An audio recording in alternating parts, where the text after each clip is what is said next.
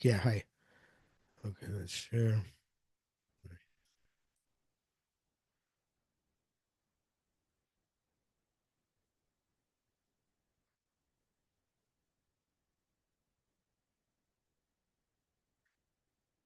Okay, so it turns out that in Kuv Bays, which we did last week, there also is a part of Kuv Bays which was censored out. That's on the page here, which we see in front of us. Now, Kuv Bays really started at the bottom of the previous page, and this part over here, HaTzaddik, to the end of the paragraph, we did do last week. But this part in the middle was been censored out. It says here Mem Kuf Tuf Yud, which means Miksav Yad from the manuscript, which was censored out when they actually published it. So we're going to do that part first. I'm talking about how Hasidim, like Bali Tshuva, uh, uh, um, the people initially have to deviate. They have to go out from the straight and narrow path, and in order to come back. And we said that that's a radical statement Reb Tzadok makes. And in this part which is censored out, it's even more radical. Mida Suno Heges B'Gdolei Yisrael. This Mida applies to Gdolei Yisrael, to the greats of Israel, even the great righteous people. Moshe Amru Zal Chazal Apasuk Asher Nasi Yechta. Chazal say the pasuk which says that Asher Nasi Yechta, which means when a Nasi sins, a leader sins, he has to bring a specific korban. Chazal say, why does it say in the language of Asher? Why the Asher can be darshan, it can be learned to have another meaning. It says, Ashrei Hador Asher Nasi Chotei. Praiseworthy is the generation which the leader sins. Now, to be honest, what the pasuk says is Ashrei Hador Asher Nasi Chotei, and then he brings the korban. Praiseworthy generation where the leader sins, and then he brings the sacrificial offering. But the way Reb Tzadok is learning it, praiseworthy the sin where the Nasi, praiseworthy the generation where the leader sins and then brings the korban, or does tshuva, and both parts are praiseworthy. In other words, it's not just. It could have said, if the Nasi sin, if the leader sin, then it's praiseworthy that he brings the korban. It says Ashrei Ador Nasi Chote, that says praiseworthy is the generation in which the leader sins, that the sin is also praiseworthy. And as you mentioned, although I didn't say it explicitly last week, but we said this as an example of what Tzadok is saying, and obviously he says it here in the part which is censored out. This is the level of David and Melech. Hagever sheikim olo shel tshuva. He is the person who set up the ola. Literally means the burnt offering of tshuva, but here it means the monument of tshuva. Like it says, that he is the paradigm, the ideal about tshuva. So the saying that this idea is that there is the this connection, which is Chazal make to David Amelch is Hakim Olo Tshuva, is that it was necessary for him as a chassid to sin and then do tshuva afterwards. Baramuzal Chazal say Alzeim Rishon Malachim Anuknei Adam. A very revolutionary thing Reb Tzadok is saying here, amazing and extraordinary. I can't emphasize how extraordinary it is. The Chazal itself says, "If Rishon Malachim Anuknei Adam." If the earlier generations like angels were like people. So the way we understand it normally, the conventional way of understanding that is that if they're on a much higher level than we are, and they are a much higher level we are, then we're on a lower level. They're like angels, and we're just like human beings. But says Reb Tzadok, no. He says an amazing statement. He says, "For no dots, no the adam could only mean malachim." It's known that human beings are greater than malachim because malachim are called omdim; they're static. Whereas other human beings have a capacity to grow. In order to have a capacity to grow, they have to have a capacity also to fall in order to fail. Okay, you can't have a capacity to succeed unless you have a capacity to fail. Not only that, as it says in Koheles, I think it's Koheles, that a tzaddik falls 7 times before he rises. So therefore, it's much more failure than there is success. But so tzaddik is saying, you know what? Even though the simple shot in this statement is that the earlier generation were greater, they're like angels, and we're lower, that we're like human beings. There's another meaning here, which is that because we fall and get up again, we're greater than them. And this is something which even the Bali Musa say, not just the Hasidim. They say that the earlier generations, if they sinned, they couldn't get up again because it was very hard for them. Menashe, once he sinned, it was hard for him to do tshuva. We have the capacity to rebound, to come back. And in that respect, we're greater than them. That even once they fell, if they fell, it was much harder for them. When we fall, we can come back again. And in this respect, we have an advantage over them. They start at a much higher level, but they're static. They rarely fall. If they fall badly. We start at a much lower level, but since we've started at a much lower level, we can accomplish much more relative to our potential than they could relative to theirs. B'shneim emes. And he says the boat shu shemitzadu rishonik malachim haina b'lo masal yonim. In terms of the simple meaning, which is that they're greater, they are greater. In the higher worlds, they are greater before HaKadosh Baruch Hu, because they're on a much higher level. But in this world, I skipped. Sorry, I skipped. It says afterwards. Sorry. The next thing I want to says, and if you're going to say that the original generations were like human beings, then we're just like donkeys, which is weird because either they're like angels or like human beings. Which one is it? And either we're like human beings or like donkeys. Which one is it? Which they am. So it says the Bochu. In what respect? They're like angels. In the higher worlds. They're greater in front of HaKadosh Baruch Hu.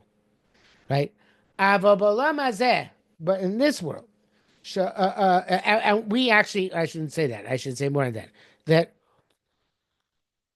they're greater in the sense that they are on a higher spiritual level. We're greater in that we can rise higher. We can fall and rise. That's Kodesh Baruch Hu told Yeshaya HaNavi. He said, I'm going to give you the capacity to travel among the angels who are static. So they have it's a human being. You can travel and constantly grow. They are where they are. So in terms of their status in the higher world, says Tzadok, they're like malachim, and we're like mi'adam, and we're like the people. Even though we might not reach their madrega, but again, relative to where we are, we can go a distance, and they can't go a distance. They're static. They don't have the capacity to travel because according to Tzadok, you have to zig before you zag. So it's said several times. Okay, that's in perspective we look at in the higher worlds. In this world, Shayur Rishenkim the Adam. And then in this world, actually, the earlier generations, they were human beings, right? Because they did function in this world. So we are like donkeys in a different way. What we do is smaller. In terms of the world of activity, and our activities are not on the same level as the level of the earlier generations. Of course, our activities are much greater. They're much greater people. Our activities are much smaller. But again, I'm sort of saying the flip side is that our accomplishments are much more meaningful because they started out big and they did big things. We start out small and it's small, but the things we do are much greater because of where we're coming from, and also because we have to, as we say many times, right, zig before we zag. Okay, so he says that the next part, I think we did it. Like I said before, I think we did it last week. Yes. So the obviously the reason why this is left out is because of the standard editions, because it gives you the idea that there's the advantage in the sins, and there's an advantage of being a person who's a sinner because you get to bounce back. That's a shocking concept. And so you're saying about the Gedolei Ador, even the great people, they have this capacity to sin, and they need to have this capacity to sin in order to bounce back. And that's what Chazal say, called Gadol Mechaber Yitzchak, Gadol Mimenu. Anybody's greater than his friend, he has a greater Yetzer Hara. Because in order to get to where he is, he has to have contended with the Yetzer Hara. We're not talking about brilliant people. We're talking about people who worked on themselves. They're two different things. That people are brilliant people and are great scholars. And a brilliant person, a great scholar, could be somebody who never sinned. But he's saying a person who worked on himself and became an amazing person, that's somebody, according to Tzadok, who found difficulty and fell and then rose again. And that's his greatness, and that he is a Ben Adam. He's not a Malach. And even though his deeds might be like a Chamor, because relatively speaking, he's not as great as earlier generations, but his accomplishments are much greater. Okay, so that's the sense and part of Kuf Beis. Now let's move on to Kuf Gimel. Davish Bar Hashem Yisbarach. So this also the entire Kuf Gimel was censored. Davish Bar Hashem Yisbarach Ev Sheshi Batola. So something which Kosh Baruch created can't be for no reason. That means even bad stuff is created for a reason. You know, if they're people who are bad, there's a purpose for them. If there are things which are bad, there's a purpose for them. Nothing can be just for no reason. Kisa, like it says, at Brachos of Shabbos. You can in your mikra laila. So also a person who has an emission at night.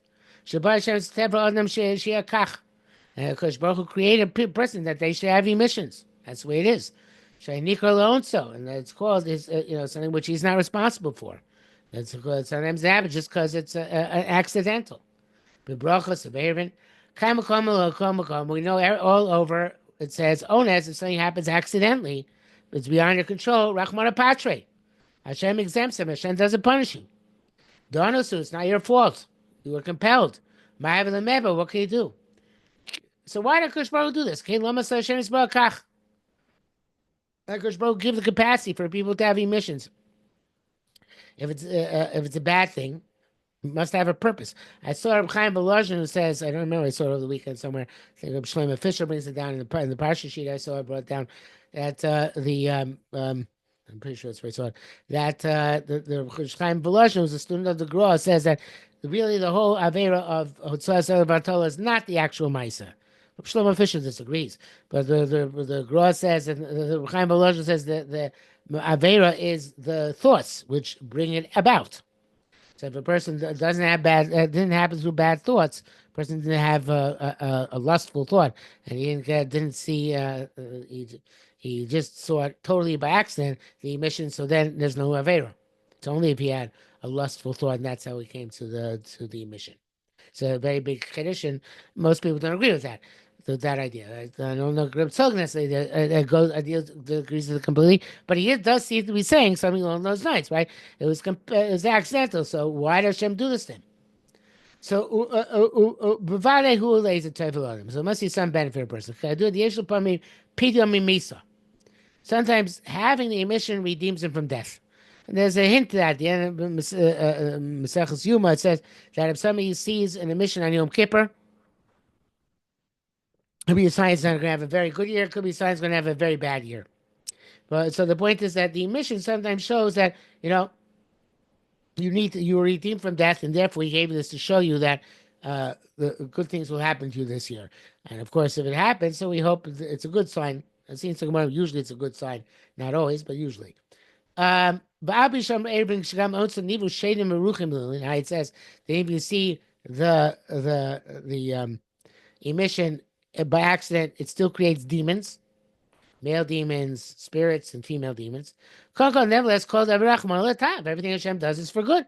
That must also be good for good. We find a marriage says there's a marriage says that even demons can be are like a precious object or precious stones. You know, see what they wrote there, everything which is a deep secret. And there must be some matter here. She has shaykhs loshin zeh that you could call them a chayfetz tover margolius, can consider them be like a nice, good, precious object or a pearl, precious stone. Even though it seems that they're being shadim, their essence is the exact opposite. They're not so good. So, but yet the marriage is going good. So, must be something good, which is in their existence. And again, like Reb Tzadok said before, everything Kosh Baruch created, even things that seem bad, have a positive purpose. This is the more precious than wisdom and from honor is a little bit of stupidity, which is a very weird statement from Koheles. This is sometimes not a little bit of stupidity is a good thing, which is a shocking statement. The Evidently there are certain things which you come about from not being completely brilliant and not being completely extraordinary, but being having some sort of more common perspective or less insightful perspective, which I think is probably true. I think there is such a, of course, I'm so saying it, that sometimes a person who is so brilliant they don't see simple things. Sometimes you need a simple person to see a simple thing. Sometimes, like you can say a convoluted idea in a Gemara or something like that, and the simple person will come up with a simple idea. So sometimes simple things are good things. Mutzina be'ermin, Yacholis goes like Yosef Shida, and find the Gemara Erevin says that certain things which were revealed by Yosef the demon, also in Shem Islam, same things which were revealed in Torah by Eliyahu Navi. It's an amazing statement. So you see that there is a possibility of of even Shadim revealing to us things in Torah, understandings and perspectives, which we would not have actually had otherwise. Eliyahu Malach Bris, he says, then they're exact opposites, because Eliyahu is the Malchus in charge of Bris Milah, in charge of keeping the purity. The Shida no Misha and a Shomer Bris. And a shade, a demon, it comes to somebody who doesn't maintain the Bris Milah properly, as he missions. Shmo Yosef, and yet his name is Yosef. Darga the Tzaddik Shomer Bris. Amazing statement. Even this shade is called Yosef, which is the level of Yosef HaTzaddik, who's a person who was Shomer Bris, who didn't succumb to the wife of Potiphar. Ki amech kulam tzaddikim. And Yosef is the Madrig of Tzaddik, because all Jews are Tzaddikim. Sheinu Orla Nikra El Hashem Akum. And we know that having an orla, not being circumcised, is a trait which is related to non-Jews. So it seems like Yosef Shida it's a paradox, it's a contradiction in terms. But you see that there is this idea that the Shadim also have some connection, even though they come from Leis Kadosh to Kedusha. And sometimes there's a perspective which comes from a shade, which is the same perspective you get from Eliyahu Navi. So again, amazing statement. I can't fully understand it because I have no idea what you get from a shade. I don't know if Tzadok fully understood it, but he understood it much more than I do. And he's saying that there's certain things where even shadim serve a purpose. Everything in the world serves a purpose, even things which are mostly negative have positive purpose, otherwise it wouldn't exist. The Ein Nikar, let's go to the next page here.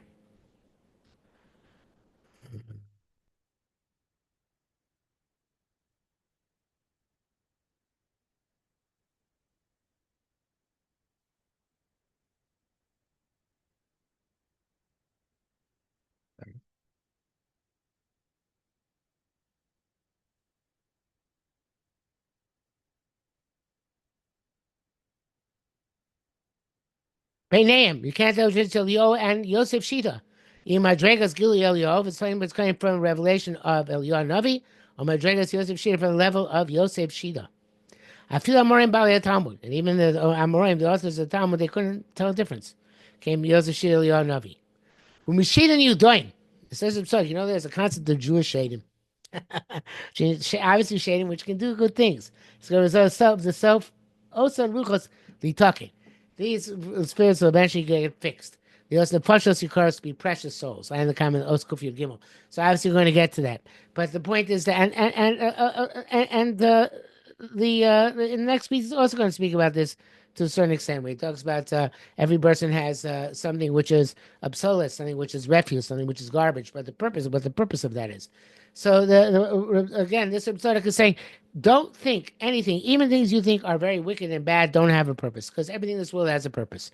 Otherwise, because Baruch created it, and this is obviously the problem of evil, which everybody has to contend with. It says Tzadok, the problem of evil is that we don't understand why it's good, but it is good.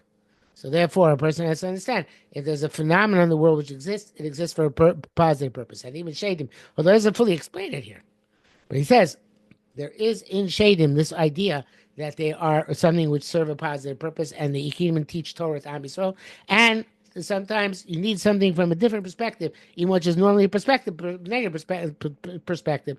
Like over there, we spoke about stupidity, normally negative, but sometimes most person in stupidity has common sense, which the very wise man does not. And sometimes from the shade, you get something good. And therefore, it says, Tzaddik, you can never look at something and say it's not for the good. And it relates back to completely not for the good. It relates back to the previous piece, of course, where Tzaddik is saying that even Averos, it's necessary in order to be able to grow, to be able to fall as well. Okay, so Kosh Baruch Hu should give us the schus Rosh Hashanah of using our Averos and bouncing back for them and making them into reasons for Kedusha. And that is it for this evening. Have a good night.